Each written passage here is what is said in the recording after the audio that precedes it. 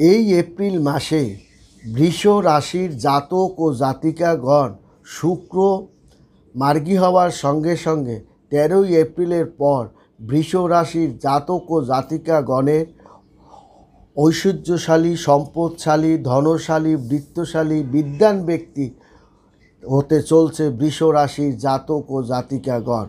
অনেক অর্থ সঞ্চয় প্রকল্পের দিকে তারা ধাবিত হতে হবে, বড় বড় পরিকল্পনার দিকে ধাবিত হবে বৃষ রাশির জাতক ও জাতিকাগণ।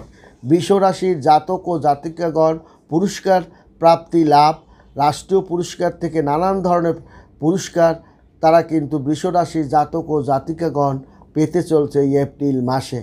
তাদের এবং সম্পর্ক, তাদের পুরনো সম্পর্ক, তাদের যেমন সমাধান, পুরনো সম্পর্ক ভালো হয়ে যাবে এবং ভালো সম্পর্ক আরও ভালোর দিকে ধাবিত হবে।